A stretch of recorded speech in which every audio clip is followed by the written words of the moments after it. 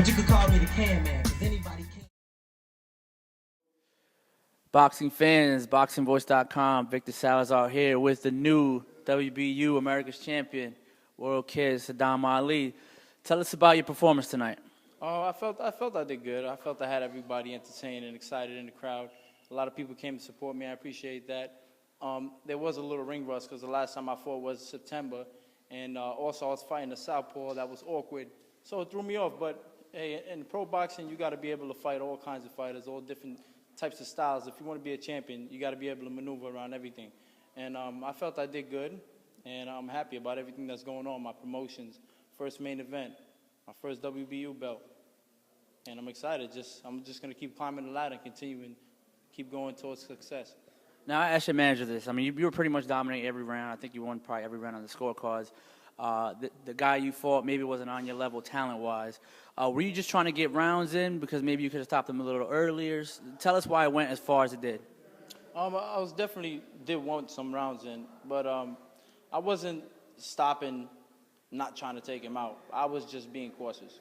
Because in pro boxing, anything can happen with one punch.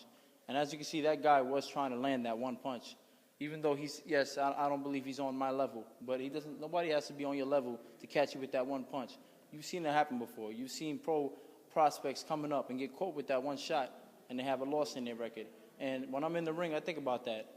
And so I took my time, and when it was time to step it up and take him out, that's what I did. Now, how'd you prepare for such a crafty southpaw? I had some sparring with southpaws. I had my coaches.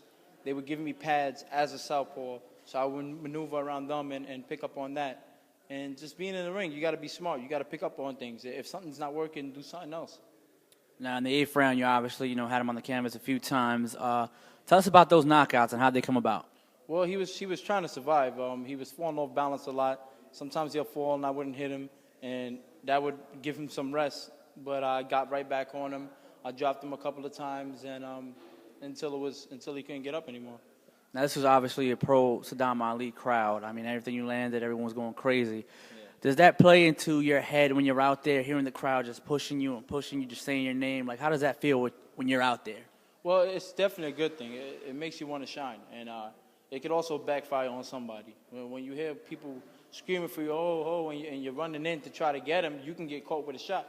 And that's why I was trying to fight smart, and it took longer to get that stoppage. But it was great, man. And I just want to thank everybody for coming out, for supporting me, and, of course, for all the media, for all you guys for being here and letting me speak, and for being here at my fight. Thank you. And as far as your whole promotion, you're obviously promoting yourself. Does the business aspect factor into you when you're training? Do you lose focus at all? Like, is that in the back of your mind at all?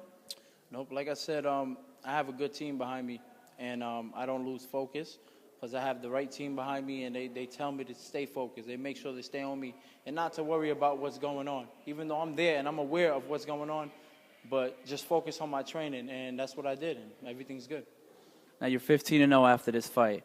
What are you looking to do in the future? When are you looking to come back, and who are you looking to come back against?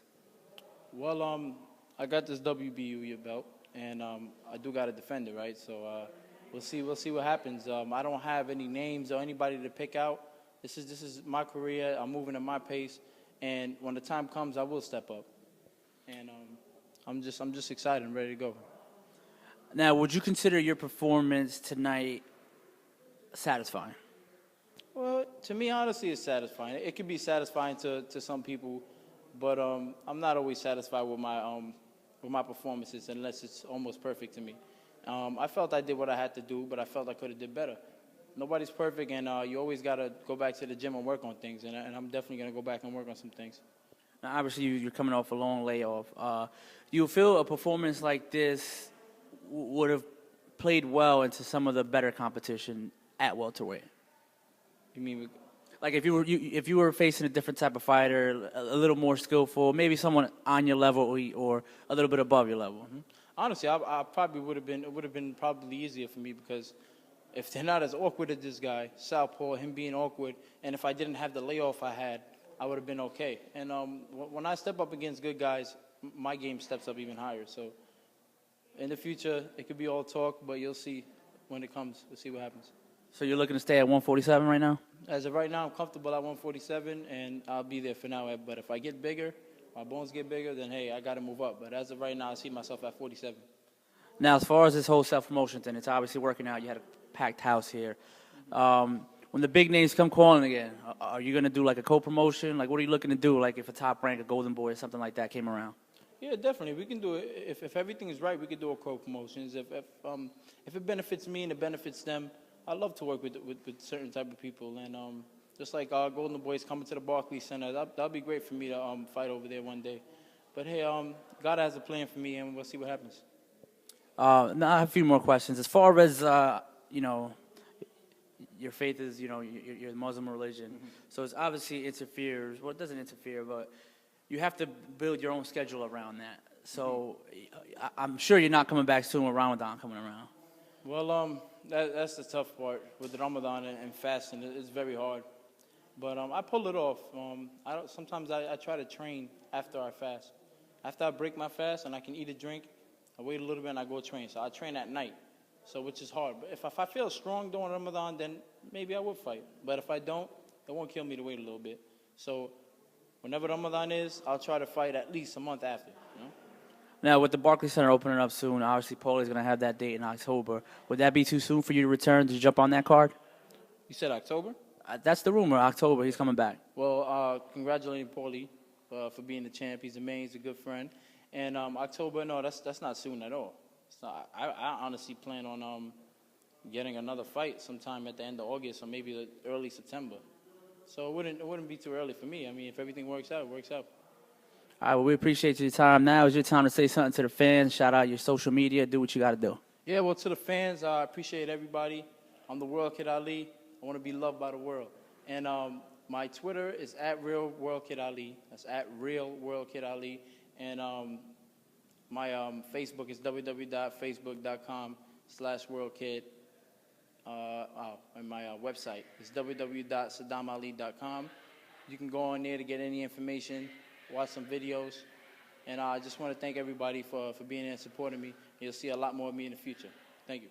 There you have it, fight fans. Sadam World Kid Ali, the new WBU America's champion. Sold out house here at the Aviator Center. Looking forward to see him soon. Thank you for your time, brother. Thank you. Victor Salazar at theboxingvoice.com.